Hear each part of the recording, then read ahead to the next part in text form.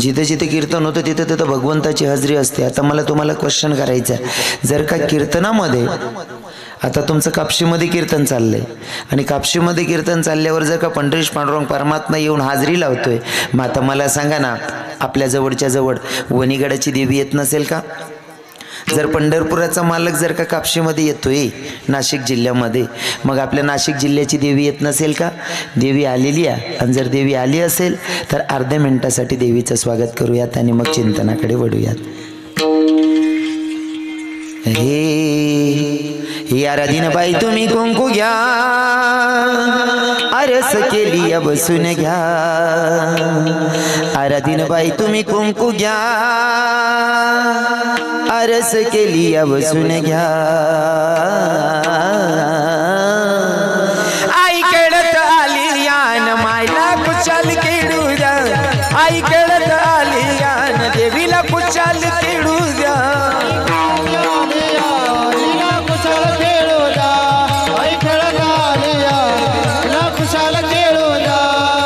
आराधीनबाई तुम्ही कुंकू घ्या, आरस केली बसून घ्या। आराधीनबाई तुम्ही कुंकू घ्या, आरस केली बसून घ्या। आई कळत आली यान मायला कुशाल खेळू द्या, आई कळत आली यान मायला कुशाल खेळू द्या। आई कळत आली यान कुशाल खेळू द्या, आई कळत आली यान कुशाल खेळू द्या।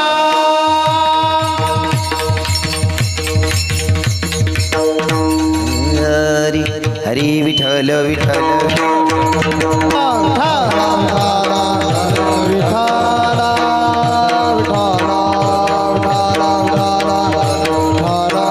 हरी हरी प्राप्तीस उपाय धरावे संताचे ते पाय, त्यांनी साधती साधने तुटती भवाची बंधने। प्रस्तुत प्राप्तस्थळी प्राप्त प्रसंगी निवडलेला भंग, शांती ब्रह्म पैठण निवासी एकनाथ बाबा यांचा 4 चरणाचा भंग आज भगवंताच्या साधू संतांच्या आणि तुम्हा मातापित्यांच्या सेवेसाठी निवडला आहे। विठ्ठल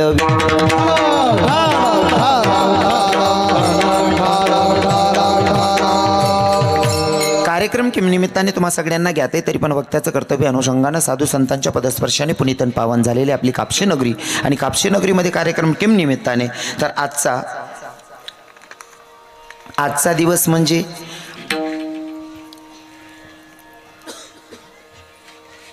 ज्या राजांनी आपल्या डोक्यावरच्या टोप्या आणि माझ्या हिंदू धर्माच्या सगळ्या स्त्रियांच्या डोक्यावरचा पदर राखलाय, मंदिरातले देव ज्यांनी मंदिरात बसून आज आपण दर्शन घेतोय, या राजांचे चिरंजीव, त्यांचा आज बलिदान म्हणजे राजे छत्रपती संभाजीराजांचं बलिदान दिवस। आणि दुसरं म्हणजे तुमच्या गावाची यात्रा, आणि यात्राच्या निमित्ताने कीर्तनाचा योग आहे। जिथं संत होते त्या संतांचं नाव होतं शीतलदासजी बाबा, बरोबर आहे ना? शीतलदासजी बाबा यांच्या पदस्पर्शाने पुनीतन पावन झालेली आपली नगरी आहे। खरं तर मी यात्रा उत्सवानिमित्ताने शीतल बाबांचं तुम्ही कार्यक्रमाचं आयोजन करतात, याच्यापेक्षा अजून मोठा आनंद काय पाहिजे। जे आयोजक आहेत ते दर्शनदादा भदाने, गणेश यादव भदाने, गणेश साहेबराव भदाने, काय दादा डॉक्टर और मित्र परिवार, कमिटी अध्यक्ष आहेत यादव राघो भदाने, बरोबर आहे ना? छान दादा, तुमच्या मनामध्ये जर काही यात्राच्या ठिकाणी कीर्तनाचं आयोजन करावं वाटत असेल, मी काही खूप मोठा नाही आहे, पण तुम्हाला माझ्या संतांच्या भाषेत जर सांगायचं म्हणलं, तुमच्या मनामध्ये जर का कीर्तनाचं आयोजन करावं वाटत असेल तर आमच्या संतांच्या भाषेत एकच सांगायला आवडेल, धन्य माता पिता तयाची या। कारण मी बऱ्याच गावांमध्ये पाहतो की यात्रा असली की लोक तमाशात होतात बाबा। हां, बऱ्याच गावांमध्ये तमाशा 8वी आहे का सकाळ, म्हणजे तू ना आवर आमले लगेच लय नाही असं काही शका बजेट।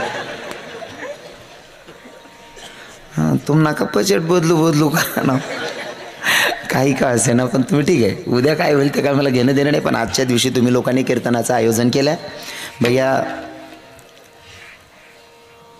जेव्हा जेव्हा चांगलं सत्कार्य करायचं असेल तेव्हा तेव्हा आमचे संत सांगतात की तुम्ही भगवंताचं नामचिंतन करायचं आहे. जेव्हा कृष्ण भगवंत जन्माला आले गोकुळामध्ये, अर्थात मथुरेत जन्म झाला पण दाखवत असताना गोकुळात दाखवला जातो.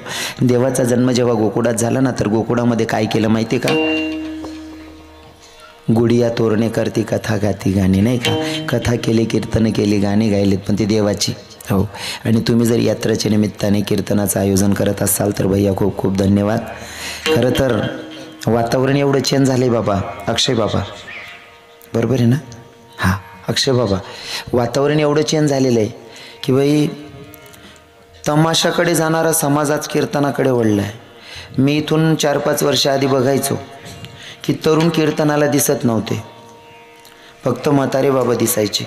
मी एका ठिकाणी कार्यक्रमाला जात होतो, माझा फेटा वगैरे बांधलेला, पंचपदी चालू होती, मी जात होतो. आप्पासाहेब तरुण पोरं, हिवाळ्याचे दिवस होते, शेगोटी पेटवलेली, हो पोरे अंगशे किरणतात.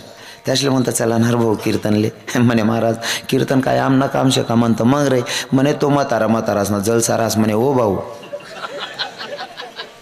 म्हणजे सांगायचं तात्पर्य असं की तरुण भाऊ कीर्तनाला दिसत नव्हते, पण आता कीर्तनाचे आयोजकच तरुण आहेत. खरंच खूप धन्यवाद. आणि गावाच्या मनाने समाजही चांगला जमलेला आहे. बरेच बाहेर गावावरनं लोक आलेले आहेत गायनासाठी उपस्थित. आमचे अक्षय बाबा असतील, आमचे महाराजजी सोपान बाबा आहेत, परमेश्वर बाबा आहेत, आमचे चोपदार बाबा आहेत जे मृदंगाला साथ करतायत. ओमकार महाराज, हां आमचे ओमकार बाबा आहेत. आमचे सगळे छोटे महाराज मंडळी आहेत, आमचे विनेकरी महाराज आहेत. सगळे विद्यार्थी आहेत का आपल्या बाबांचे, परमेश्वर बाबांचे? अच्छा तुमचे विद्यार्थी, भारी तयारी पोरांची. देखा किती विद्यार्थी आहेत बाबा तुमच्याकडे? आता 35 आहेत. अरे वा, देखा बाबांनी त्या 35 पोरे समय राहणार. हे इतकं सोपं नाही आहे. आपला घर ना 2 राहतं तर दिवाळी सुट्टीस मा एक मामान गावला वाटलाय देना पडस, दुसराच ना 35 समय राहणार. काय व्यक्ती होती बा.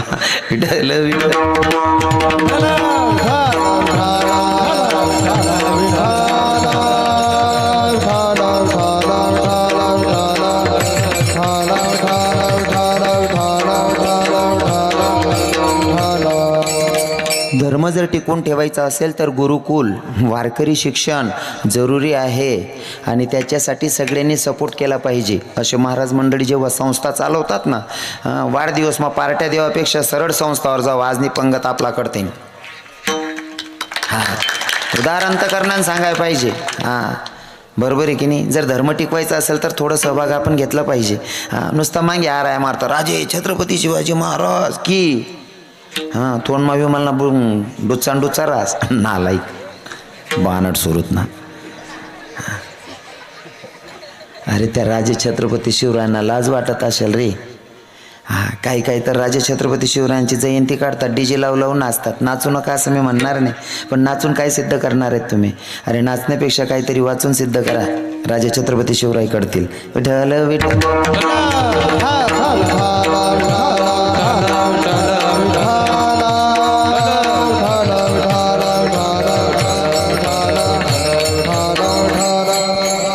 पहिले तर मी असं सांगेल तरुण भावांना की तुम्ही जे नियोजन केलेलं आहे खूप छान. कारण जर का महापुरुषांच्या जयंती साजऱ्या करायच्या असतील, हो त्यांच्या पुण्यतिथ्या साजऱ्या करायच्या असतील संतांच्या महापुरुषांच्या, तर तुम्हाला कीर्तनाचं आयोजन करूनच त्याचा फायदा होणार आहे. कारण 2 शब्द तुमच्या कानी संतांच्याबद्दल पडतात आणि त्याच्याने परिवर्तन होतं. जे घडलेले मडके आहेत त्यांना शेकायची गरज नाही, पण ज्या कच्चा मडका आहेत त्यासना कानावर 2 शब्द पडायला पाहिजे. तेवढ्यांसाठी कीर्तन रास.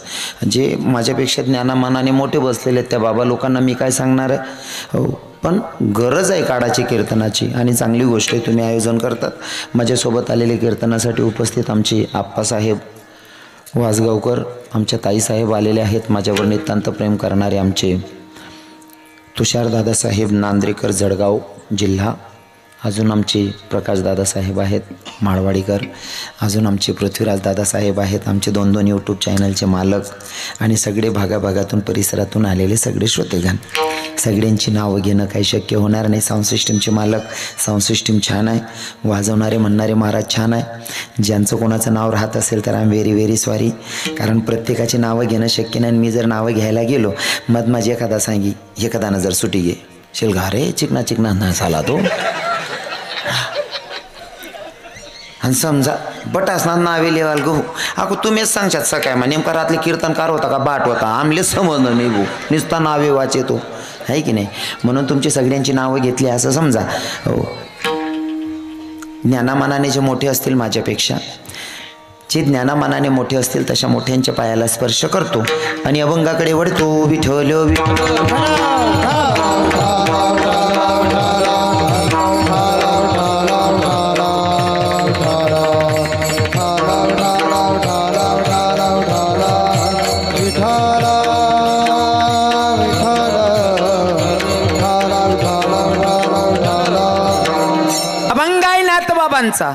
कोण नाथ बाबा ज्यांना शांती ब्रह्मपद प्राप्त झालं ते नाथ बाबा. आणि ते नाथ बाबा या अभंगातून तुम्हा आपल्या जीवांना सांगतात भैया जर का भगवंताची प्राप्ती करून घ्यायची असेल तर अगोदर संतांच्या पायी लोटांगण घालावं लागेल, संतांची गाठभेट करून घ्यावी लागेल. जोपर्यंत जीवनामध्ये संत येत नाही तोपर्यंत भगवंताची प्राप्ती नाही असं म्हणतायत नाथ बाबा. हो पण सांगू का तुम्हाला नाथ बाबांचाही अधिकार तेवढा होता आणि तेव्हाच्या ऐकणाऱ्यांचाही अधिकार तेवढा होता. विठ्ठल विठ्ठल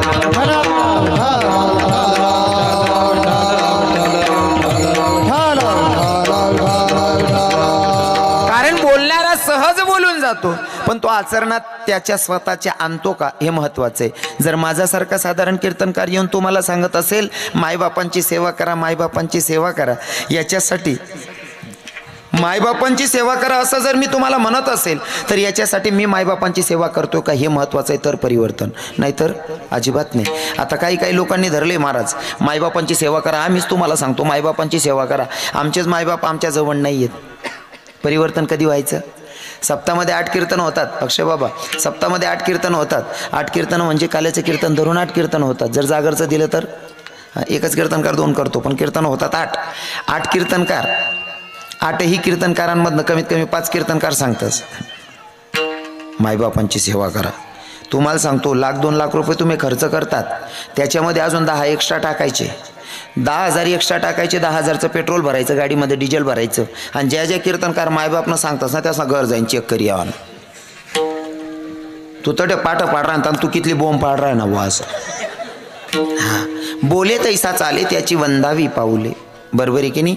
बोले तैसा चाले त्याची वंदावी पावले. हो मायबापची सेवा करत असेल तर त्याचे पाय धरा आणि जर चुकत असेल तर कमरेत लात घातली तरी पाप लागत नाही. विठ्ठल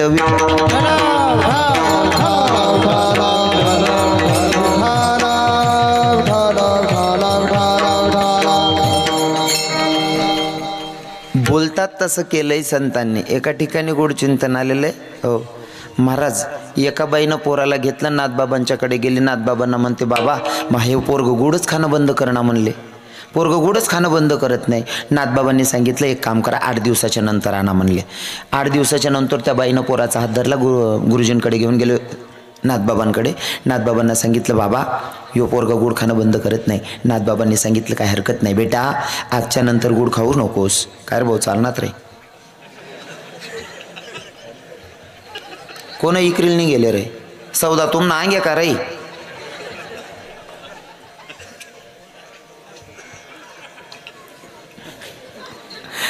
बशी घ्या त्यासने अंदाज लायली नाव बी नीचच दकास रे बोजा.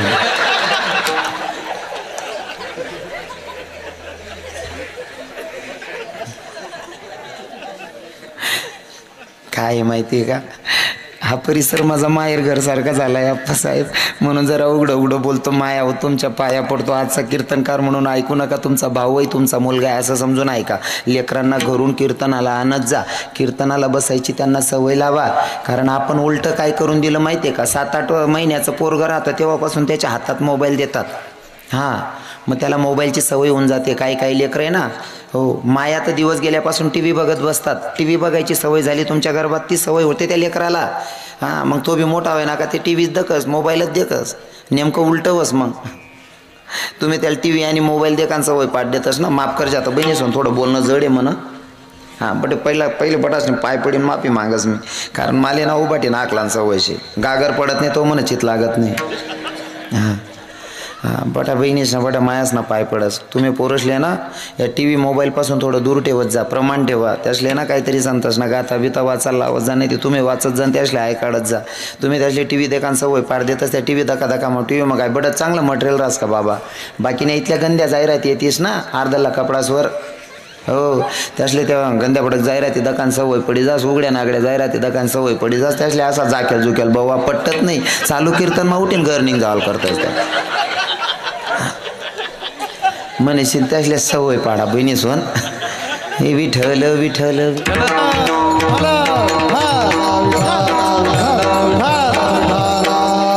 नाथबाबांनी त्या लेकराला सांगितलं बेटा आजच्या नंतर गुड खाऊ नकोस म्हणला. बाई म्हणे नाथ बाबा गुड खाऊ नको एवढंच वाक्य वापरायचं होतं, मग त्याच दिवशी का नाही सांगितलं. त्याच दिवशी बोलायला काय अडचण होती, एवढंच बोलायचं होतं ना. नाथ बाबा म्हणले त्या दिवशी मीच इतका गोड खात होतो त्याला कसं काय सांगू खाऊ नको म्हणून. मी पहिले 8 दिन बंद कर तवय सांगा म्हणे त्याला खाऊ नको असं. आता इथलं उलटं जायचे ज्याला सुधरत नाही तो सांगा नका रे पेनं बोलतो चवणार हजरे तुझी लग रे. म्हणजे बोलणाऱ्याचाही तेवढा अधिकार असावा. आणि सांगणारे इथं या भंगामध्ये नाथबाबा आहेत. हो नाथबाबा कोण? ज्यांना शांती ब्रह्मपद प्राप्त झालं ते नाथबाबा.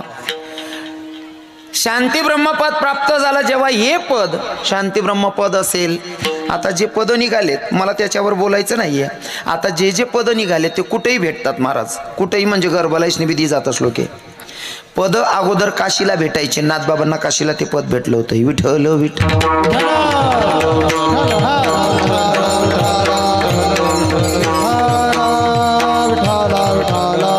शांती ब्रह्मपद प्राप्त झालं. जेव्हा नाथबाबांना शांती ब्रह्मपद प्राप्त झालं तेव्हा सगळ्याच लोकांना पचलं असेल असं आहे का हो बाबा. काही काही लोकांच्या पोटात दुखत होतं. जसं फॉर एक्झाम्पल म्हणून सांगेल, जर समजा एखादा तुम्ही गावातला सरपंच बिनविरोध निवडला. बिनविरोध सरपंच आहे. सरपंच सांगा आणि टाइमले बिनविरोध आहे. आयराणी समजस ना पण तुमले हा बडाले समज बरं आहे हो. मला काय सवय होई जाईल ते आयराणी मग बोलानी. मला काय तुम्ही नाशिक भाग मग बाकी ठिकाणी मराठीच पाहिजे ना. आयराणी समजत नाही मनीषीने विचारली ना मी. हां म्हणून सुरुवातली कीर्तननी तयारी होती बाबा. घाटावर कीर्तनाला गेलो मी. आयराणीमध्ये विनोद करायचो.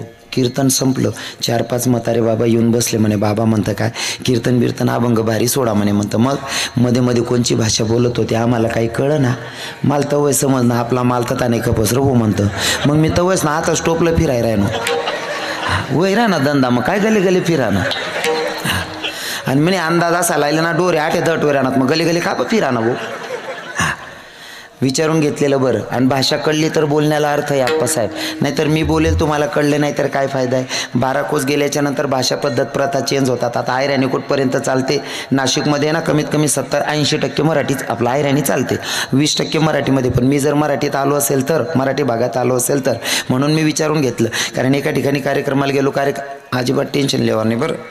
तुमले असं वाटी महाराज असा चाचे चेंद्र आहे ना का भाऊ. अजिबात नाही. बरोबर मेरवरीन उभा राहून बट वावर वाढीस नाही. हां कार्यक्रमाला गेलो. कार्यक्रमाला गेल्याच्या नंतर ते मारवाडी काकाचं घर होतं. पिशवी ठेवला. मारवाडी काकूनं चहा आणला. चहा इथला भारी होता म्हणतं. चहा जर इथला भारी शे ते जेवण कितलं भारी भेटेन भाऊ म्हणतं. आता त्या काकूनं त्या मारवाडी काकाला सांगितलं. म्हणले महाराजांना विचारा ना जेवायला काय बनवायचं ते.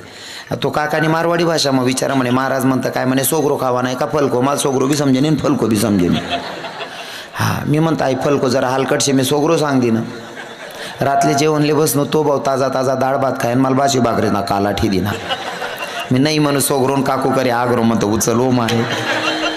म्हणजे भाषा बोलल्याच्या नंतर कळली पाहिजे तर बोलण्याला अर्थ नाही का. म्हणून मी अगोदर विचारून घेतलं कारण मी तुमच्या गावात पहिल्यांदा येतोय. नाथबाबांना जेव्हा शांती ब्रह्मपद प्राप्त झालं ते सगळ्याच लोकांना पचेल असं नाही. मी फॉर एक्झाम्पल म्हणून तुम्हाला विचारलं होतं की जर गावात एखादा बिनविरोध सरपंच केला. नाव सांगत असताना बिनविरोध आहे. पण मला सांगा गावात कोणाचाच विरोध नसतो का. सांगताना बिनविरोध आहे पण विरोध नसतो का. भूषण दादा साहेब नाही रास का. बिनविरोध सरपंच आहे पण फक्त कोपरामा लोकेच कसा चावायचं ते ऐकायला जात जा. माल ते तो चालत नाही रे पण ताथ्यामुळे ऐकणं पडणं बरोबर आहे ना. बिनविरोध सांगताना बिनविरोध, पण बिनविरोधाचे सुद्धा विरोधक असतात. तसं नाथबाबांना शांती ब्रह्मपद प्राप्त झाल्याच्या नंतर काही लोकांच्या पोटात दुखत होतं. एका यवनानं परीक्षा घेतली, नाथबाबा खरंच एवढे शांत आहेत का? नाथबाबाच्या अंगावर थुंकला एक यवन. किती वेळेस आमचे महाराज सांगतात 108 वेळेस थुंकलं तरी सुद्धा नाथबाबांनी वरती सुद्धा नाही बघितलं. हो, वरती सुद्धा नाही बघितलं. त्या यवनाला लाज वाटली. तो यवन म्हणला, अरे 108 वेळेस थुंकल्याच्या नंतर वरती सुद्धा बघत नाही, काय नम्रता आहे म्हणले महात्म्याच्या अंगी. येऊन त्या यवनानं पाय धरले. पण तुम्हाला सांगू का, पहिला दुश्मन बी खानदानी होतात. पहिले ज्या जणणार होतात ना त्या खानदानी होतात. जुना लोके सांगेत, कोणी येते एक मन, अगर किसी ने एक गाल पे मारी तो भाई दूसरा गाल आगे कर दो.